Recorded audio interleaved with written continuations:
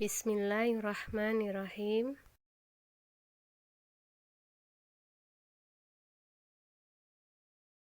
Assalamualaikum warahmatullahi wabarakatuh. Sebelum pembelajaran kita mulai, marilah kita awali dengan doa bersama. Bismillahirrahmanirrahim. Raditu billahi rabba wa bil islami dina wa bi Muhammadin nabiyya wa rasula. Rabbi zidni ilman nafi'a warzuqni fahman wasi'a. Amin.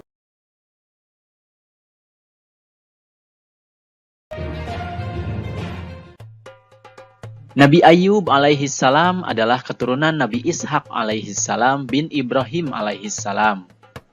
Beliau hidup di sebuah daerah bernama Harran di sekitar Syam bersama istri dan anak-anaknya.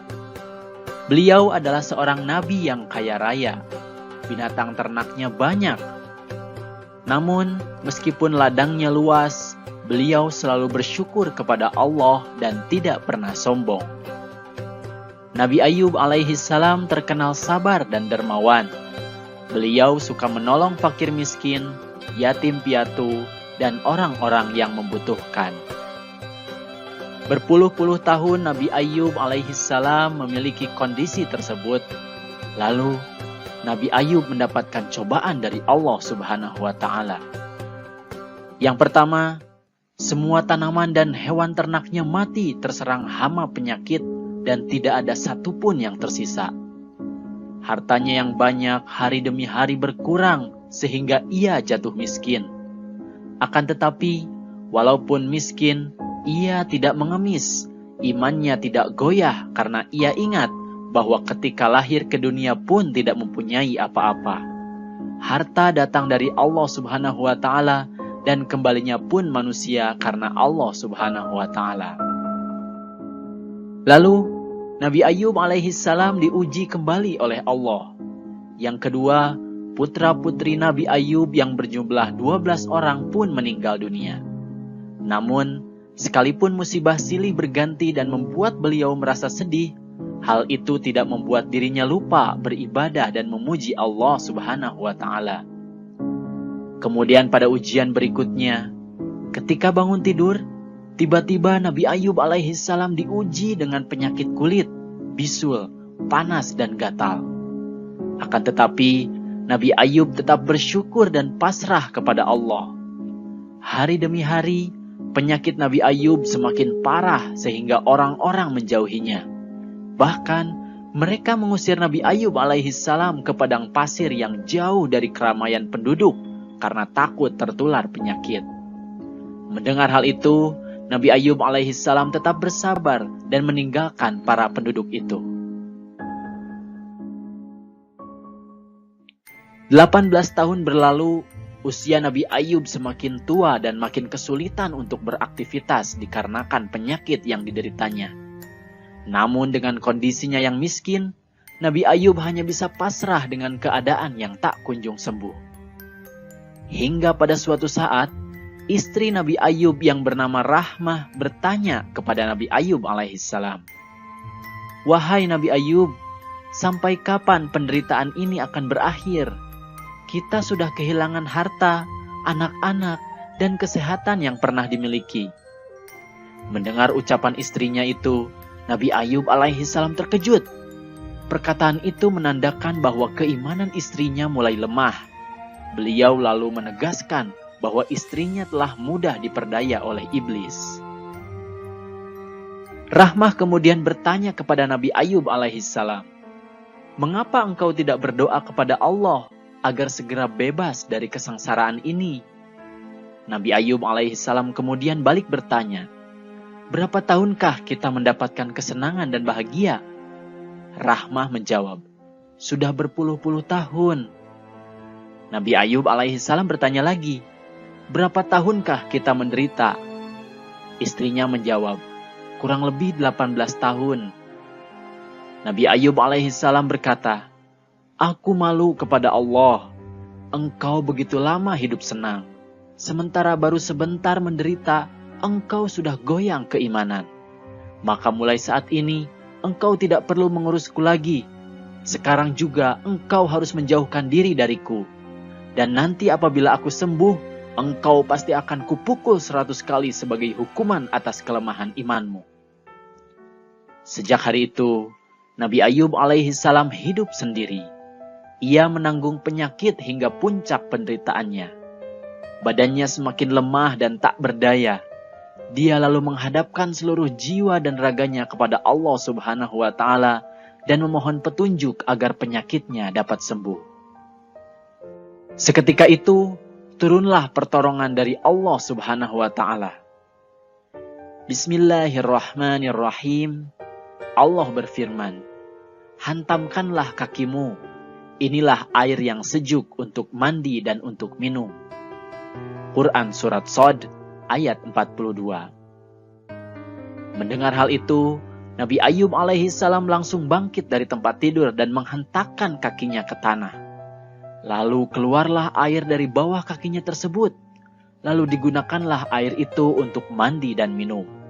Dan seketika itu, hilanglah semua penyakit dari badan Nabi Ayub alaihissalam. Sementara itu, istri Nabi Ayub alaihissalam yang sudah lama meninggalkannya datang menengok Nabi Ayub. Dia pun terkejut. Dilihatnya Nabi Ayub alaihissalam sudah segar bugar kembali. Perawakannya terlihat muda serta gagah berseri-seri. Mula-mula dia masih ragu. Namun Nabi Ayub segera memanggil dan memegang istrinya. Barulah istrinya hilang keraguannya. Dan dia segera bersyukur kepada Allah Subhanahu wa Ta'ala atas kejadian yang dilihatnya. Nabi Ayub alaihissalam segera ingat janjinya bahwa bila sembuh, ia hendak memukul istrinya 100 kali. Namun ia tidak tega melakukan hal itu. Allah yang maha pengasih atas hambanya, kemudian mewahyukan kepada Nabi Ayub. Bismillahirrahmanirrahim. Dan ambillah dengan tanganmu seikat rumput, maka pukullah dengan itu, dan janganlah kamu melanggar sumpah. Sesungguhnya kami dapati dia atau Ayub seorang yang sabar. Dialah sebaik-baik hamba.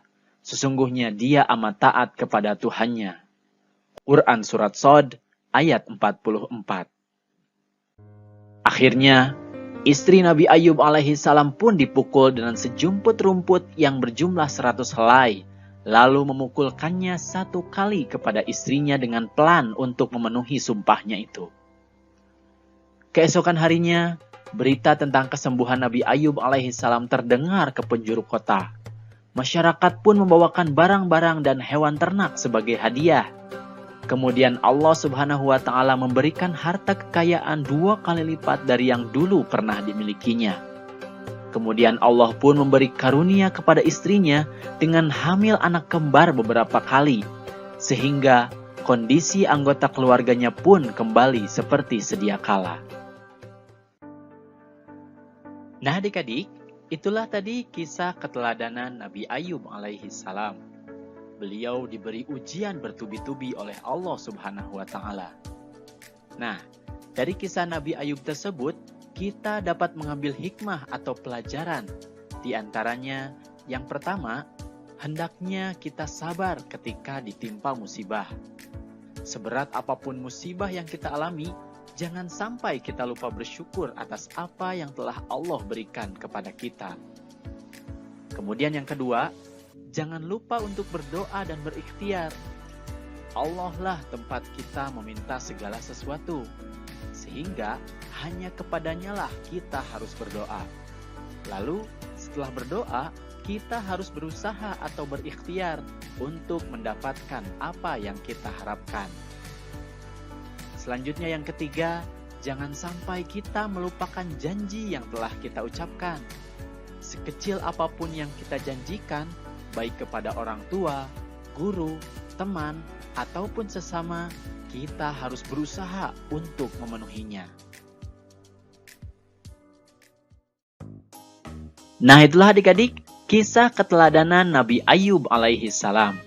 Semoga kalian bisa memahami dan juga bisa menceritakan sifat terpuji dari kisah keteladanan Nabi Ayub alaihissalam tersebut, terutama dari segi kesabarannya.